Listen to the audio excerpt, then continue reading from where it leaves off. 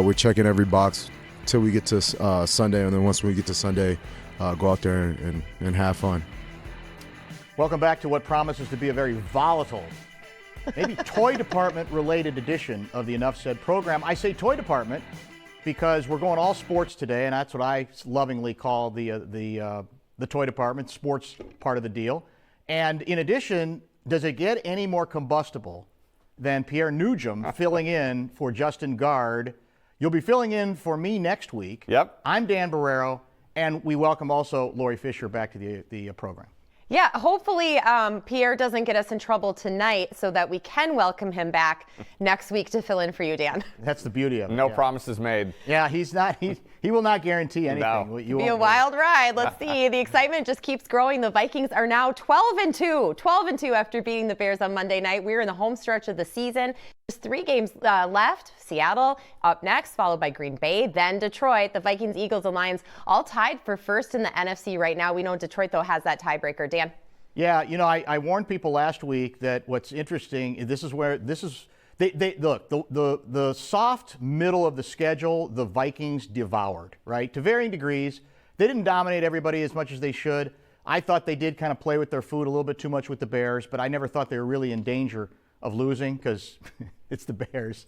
And they're capable of scoring touchdowns and making sure that they are then denied said touchdown because the big dopey lineman forgets to check in at a running back position. But now, this is, by being this good in terms of their record, it opens the door to let's see where we can go at a point where, Pierre, as you know, they're about to play teams with a combined record the rest of the season of 30-12. Yeah. And I that's when I think we're going to get a little better idea of how real this team is. But the door's been opened not just because of their record, but because the Detroit Lions, who are a terrific team, have lost like 32 players this season. So I'm very excited to see where it goes because this is where we're going to find out really how good this team is. Yeah, and of course, you absolutely, every single season you go into it, you want to try to see if you can host a playoff game. And right now, the Vikings are in a position to put themselves in that type of state and trying to host a playoff game, depending on what happens with Detroit. And like you said, Detroit, a wounded animal right now. Even though they're 12-2 defensively, man, they have a laundry list of injuries, and that's going to be certainly tough to overcome. And Dan, as you know, sometimes it's not about who you play, it's when you play them. And as we know, Seattle this weekend is a house of horrors for this football team, but they may be getting Seattle at the right time because Geno Smith not 100% healthy. That could benefit the Minnesota Vikings. Then you come home, you play the Green Bay Packers in a game where I think that's going to be an absolutely just unbelievable game. I think that has the makings of a classic then and there in Week 17. Then in Week 18, you go to Detroit, try to put yourself in a position to possibly win the division. Winning the division may not get you the number 1 overall seed with the way the Philadelphia Eagles are playing. And right now, Philadelphia goes to Washington this Sunday, and then, Dan, they finish the season 2 games at home against Dallas and against the Giants. So right now, it's really looking like the Eagles have the inside track at that number 1 overall seed if things falter for Detroit. So I don't see a great pathway to the number 1 seed for the Vikings, but I do see a pathway to them winning the NFC North and potentially getting that 2 seed. And, again, you raised the point. The scary part is this team has a chance to be 14-3 and have to go on the road for the first playoff game, which doesn't make any sense, right? It's ridiculous. It's just the way it's set up because of the way the playoffs are arranged. And that's why I think it is so important to go after this thing and to try to, even if you can't get the number 1 overall seed, get the division, because then you at least get 1 game, and you're not going to have to immediately go on the road to let's say a Tampa Bay that not a great team, but a funky, kind of a dangerous team. Number 1 offense over the last couple of weeks. Exactly it. Yeah. So let's see what they do with an opportunity to a certain extent they've created by taking full advantage of the soft middle of the schedule. And Sunday's game is on Fox 9. Let's call it a tale of 2 quarterbacks. Vikings Sam Darnold helping lead a fantastic season we're talking about. And then you have former Vikings quarterback Kirk Cousins, who just got benched by the Falcons. Falcons' Michael Penix Jr. will start moving forward. Cousins is making $90 million this year. Darnold is in a 1-year deal with the Vikings for $10 million. Pierre? Yeah, well, it's a lot of times, I hate to use a fantasy football reference, but sometimes you want to be the guy that lets go of a guy a year too early rather than a year too late. And in this instance right now, Kwesi Adolfo-Mensah is that guy who got rid of Kirk Cousins at the right time and has seemingly struck gold in a one-year deal right now with Sam Darnold. And credit to Kevin O'Connell with everything that he's done with Sam Darnold. And I think, Dan, we might as well just sit here and admit that Kevin O'Connell is, in fact, the quarterback whisperer, because with Kirk Cousins stepping out of that offense and stepping into a different offense here in Atlanta, look what's become of him. I mean, I don't think it's so much the age or recovering from injury. It's just watching him play. I don't see a guy with any kind of confidence in this offense whatsoever, and it has doomed his reputation now as the starting quarterback in Atlanta. Sam Darnold is on the way up. Kirk Cousins is on the way down. Now, what the Vikings do with Sam Darnold moving forward, that's a completely different conversation I'm sure we'll have at a different time. But Kwesi Adolfo-Mensah right now is looking fantastic with his decision of, you know what, we are going to pivot and move on from Kirk Cousins and try our luck with somebody else. It's worked out perfectly for the Vikings. To that point, in effect, the Atlanta Falcons are paying Kirk Cousins close to $90 million for not even a complete season. Yeah. One. Yeah. And because of the money that he's going to be getting, he'll get next year. And so the Vikings have every right to feel a little haughty about themselves regarding this particular decision. They didn't go the extra mile to keep Cousins here. They didn't match that contract. That absolutely looks like the smart move. Maybe if he's here, like you say, he doesn't fall off the edge of the earth the way he has this season. That may be part of it. But I don't think he looks quite the same to me for a number of reasons.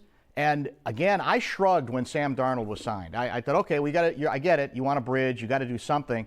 But I was not inspired by it. And they've obviously gotten tremendous mileage out of him to the point where I think it's not too early to start having the conversation that they have to at least open the door to the possibility of finding a way to bring him back. Yeah. And I'm willing to franchise him too. I know that hurts the players' feelings. I don't care. I'm not ready to do it yet because that's the test, as we said, the last 3 games and what happens in the postseason. But he has done so much already. He's 27. 30 seconds. He's not old. No. So if the light bulb has finally gone off, they'd be fools to not consider finding a way to keep him back depending on how this season ends. Yeah, he certainly played well enough to earn that franchise tag or even a longer-term contract, whether it's with the Vikings or whether it's someone else. If he goes out and tests the free agency waters, there's going to be about a dozen teams lining up for his services, and he's made himself a lot of money with his play this season. So kudos to Sam Darnold for revitalizing his career. Whether it continues here in Minnesota or not, I'm not sure. But as you right said, on, Dan, next up. I don't understand why they wouldn't want him back next season. Yeah. I agree with you. That sounds fantastic. I'm trying to keep this train on schedule. Thanks, Pierre. We all knew something wasn't right with former Viking Randy Moss when he stepped away from his on-air job for ESPN, but then he announced last Friday he is a cancer survivor after undergoing surgery in North Carolina last month on Thanksgiving. In fact, he says he's very thankful for all the support and announced a new website with Team Moss gear going to cancer research. Moss is 47 years old. Dan? Yeah, it's a shocking story. And, look, we all have people in our own lives that get affected by these sorts of stories. These things happen to other individuals that aren't famous of a similar age.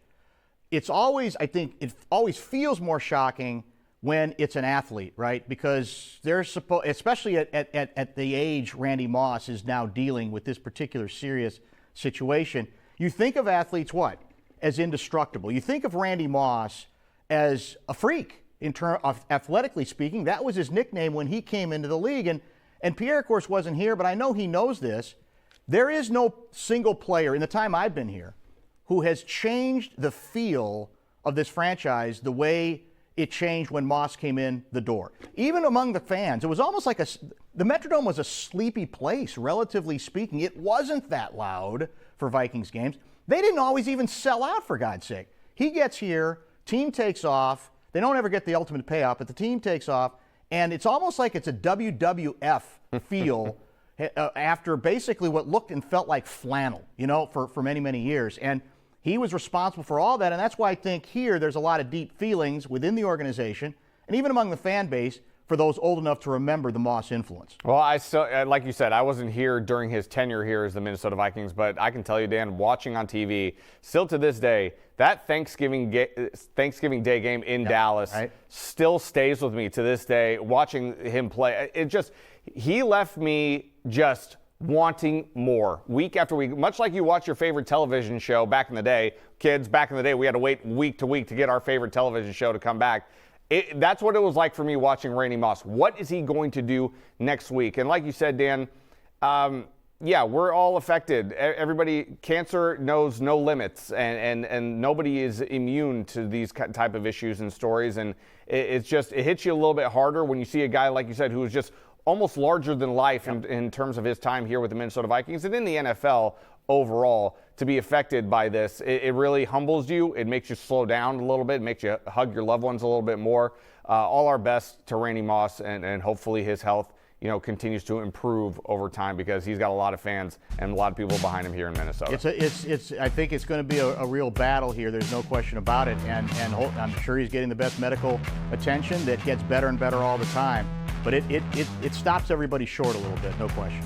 Coming up, Karl Anthony Towns is back in town at the Target Center, and holiday cards. Pierre gets to be part of that. All right. Tonight. How exciting.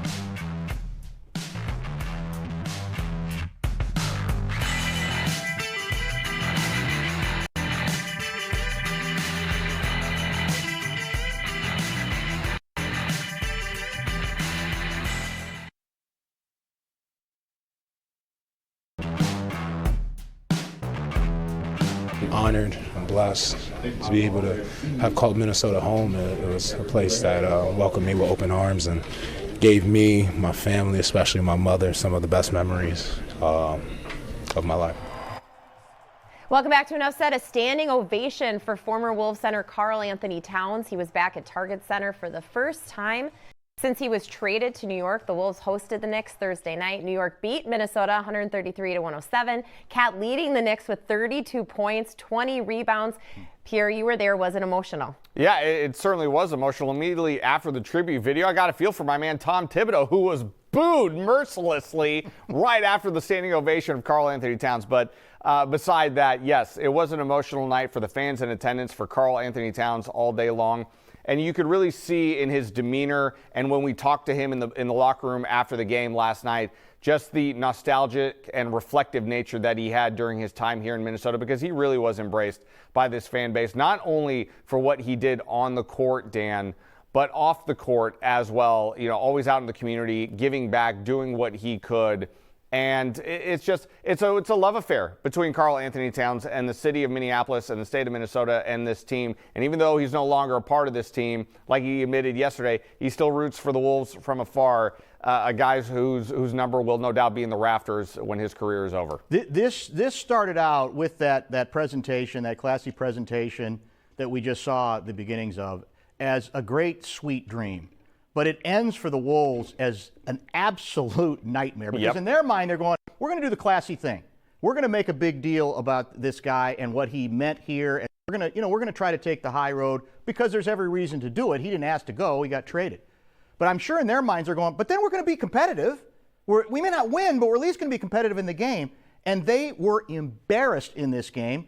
Towns, it starts with him, embarrassed them almost from start to finish.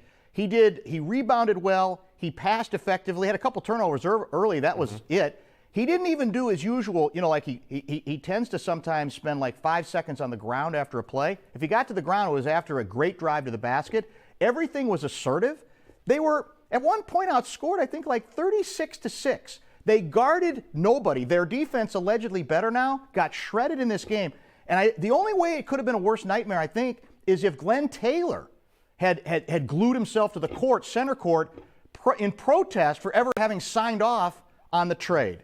No trade is ever about one night, but if you reduce it to that one night, it looked utterly and completely nightmarish and disastrous for the Wolves. Yeah, no doubt about it. I want to add one thing, too. I was in the Wolves locker room after the game, and Dan, I try not to make a habit of making too much judgment, looking at somebody's body language or how people react to wins or losses. I try not to take too much But being in the locker room last night after the game, I kind of looked around, and there almost seemed to be a state of befuddlement on guys. You heard the comments from Anthony Edwards, and I'm not sure that this team hates losing, if I may. And I don't see anybody stepping up right now in this moment, whether it's a coach or whether it's a player. I don't see anybody saying this stops and it stops right now and we got to figure it out right now, because there's too much talent on this team for us to be floundering about and being just barely over 500. I haven't seen that yet. That's not to say it's not happening internally or it's not coming, but I don't need to see somebody throwing chairs or yelling or screaming, but I need to see something. I need to see something from this team that makes me think they're taking this a little more seriously than what it needs to be. I'll tell you the truth. You were there. The body language I saw on the court during the game from Anthony Edwards almost was, oh, my God, it's all coming back to me. Cat's not my teammate anymore, and I'm not very happy about it. He was lost through much of that game, and he was very vocal after the game, basically saying we've got no identity, right? He said, I'm going to take a bunch of shots. Randall's going to take a bunch of shots, and then we got nothing else going. He quickly added, it's not the coaches, but I do think the coaches have to bear some of this responsibility because this group, we knew it was going to take time with the trade, but this group is not showing signs of putting the thing together. And any belief that the defense was better, because it had been better in previous games, I think destroyed by, the Knicks were clinical. Yeah. Tibbs and his team were clinical. And Cat looked like Jedi Knight guy out there. It was the very best that I think I've ever seen from Karl Anthony Towns. Well, he was in Minnesota for the first time. And now's the time to do it. Maybe so. The Wild not at the old team's expense, though. That's the problem. The Wild have lost back-to-back games at home for their last games. In fact, they play the Utah Hockey Club tonight at the X. It doesn't help. They're also plagued with injuries, Dan. Yeah, they are. It's an odd deal. We all know that they've had basically one of the best records in the league, and we've lauded the improvement that has especially come defensively from this club.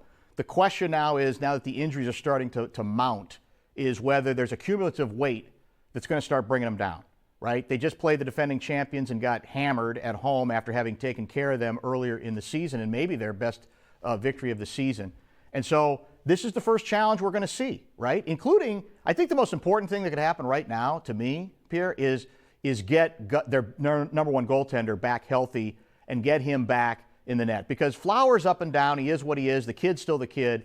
And this team has been started as well as they have largely because the goaltender and the defense in front of him have been very good. And speaking of the defense, it certainly doesn't help losing Jake Middleton for an extended period of time. And Jake Middleton, poor Jake, he's been having an outstanding season for them so far. Really was a staple back there on the blue line. My question with this team is, when Kirill Kaprizov isn't on the ice, where's the scoring coming from? Is there enough consistent scoring outside of Kirill Kaprizov for this team to be competitive on a nightly basis? You mentioned the 6-1 loss against Florida. A few days prior to that, at home, again, a 7-1 loss against Edmonton. Those are two poor looks on your home ice. You can't get blown out in games like that on your home ice like that.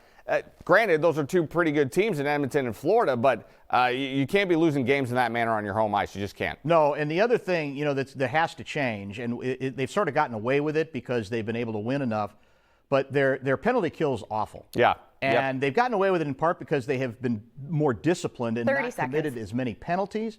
But sooner or later, you have to be able, if you're going to be a great defensive team, especially in the playoffs, you can't have the penalty kill problems that they have. And I know that's a big issue going forward. And as you say, they're just that veneer of where they're almost like, well, we've kind of figured this thing out. That's kind of, they're losing a little bit of that. And now they have a chance to take care of it, but we'll see how quickly they can rebound. Next up, Time Magazine names basketball star Caitlin Clark its Athlete of the Year. Clark plays for the Indiana Fever and was also WNBA's Rookie of the Year. As we know, the 22-year-old helped drive up viewership numbers and popularity of women's college basketball and the WNBA. Not everyone loved the choice. There's still controversy of her getting so much attention and that maybe just the WNBA should have been Athlete of the Year, Dan.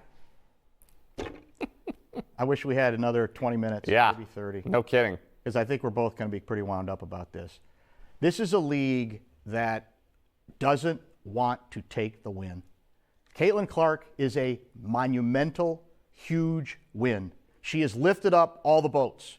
And yet there's still this nonsensical notion that she somehow has to apologize for basically inspiring a lot of people to suddenly pay attention to this league. We all know there have been good players before. There were great players in the NBA before Magic Johnson and Larry Bird got here. But guess what? They just hit certain notes that made a difference. And the real hypocrisy comes from the Wizards co-owner, who had the temerity, basically, she's the one saying, why can't we just name a whole league? She's an adult, I assume. She would understand it's supposed to be about one person. But here's the hypocrisy. This same owner signed off on, wait, we can move our games from our 4,000-seat arena to a 21,000-seat arena, sell it out twice because there's that demand for Caitlin Clark playing, and yet still turn around and make it sound like, I don't want to make this all about Caitlin Clark. What a fraud. And Sheila Johnson is the name of the Washington Mystics owner that you're referring to, and I'm going to ask this question with as much holiday cheer as I possibly can. Are you stupid? Like, seriously, are we really this dumb to talk about this in this way? The team of the, first of all, or league of the year. First of all, if it was a league of the year, find me one league in America that would beat the NFL on a yearly basis if we're going to stoop to that low. When we're talking about Caitlin Clark, I feel bad for Caitlin Clark because all she seems to want to do and does do is go out and play basketball, and her name is being used in these culture wars on both sides of the aisle that are just absolutely nauseating. She can't win no matter what she says. No, she can't win. It feels, and this, as somebody who's kind of on the fence about this, I don't really have a horse in this race. It makes me not want to participate in this conversation. Furthermore, unless the players, the coaches, the owners, and even I would say the commissioner of the WNBA, unless these individuals are ready to have an honest conversation about why they are so willing to slaughter the golden calf, I do not want to participate in this conversation. Until you're willing to have an honest conversation about why you hate this woman so much, I don't see why I should have to talk about it, because I have a feeling I know what the answer is. I'm just waiting for somebody to come out and have the guts to actually say what it is. The league, like I said, it goes under the classification of the league claims it wants to step over and be big time, mainstream, but they only want to, in their own way, with players that look the way they want them to look and the way they want them to talk. And that tells me you really don't want to make that big step. And as we said, in the middle, she's stuck, and all she wants to do is continue to play basketball, which she did very well in her rookie season.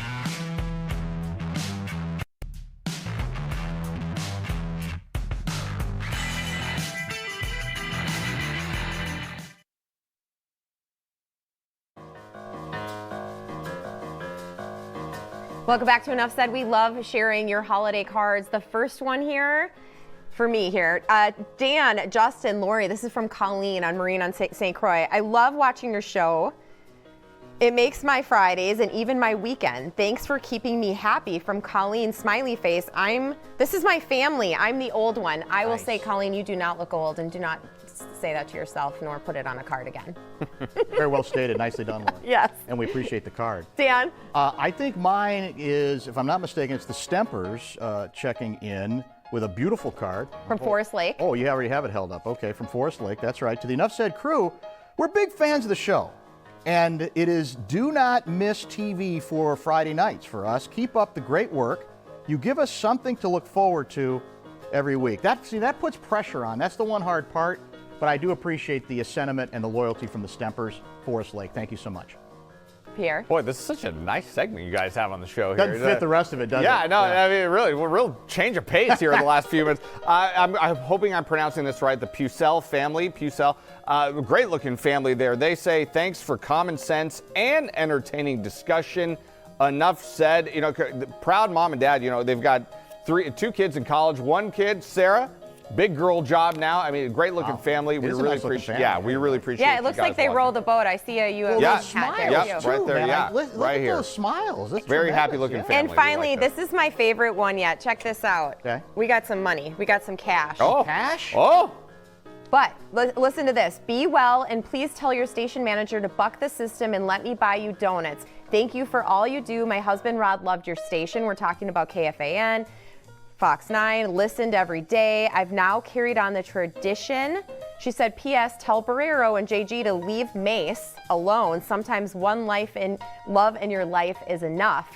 So I just want to tell Barb, and in the spirit of Rod, guess what? I took that $20. Oh, man. Nice. And oh, man. We'll be chowing down after the show. So we're going to all enjoy these donuts for Barb and Rod, and we appreciate all of our Enough Said viewers, and thank you for all of your holiday cards. Means a lot, Barb. Really does, It man. sure does. We really appreciate the sentiment, and hang in there. That's all we can say. And on that note, Enough Said. Merry Christmas to everybody. Merry Christmas. Thanks, Pierre. Merry Christmas.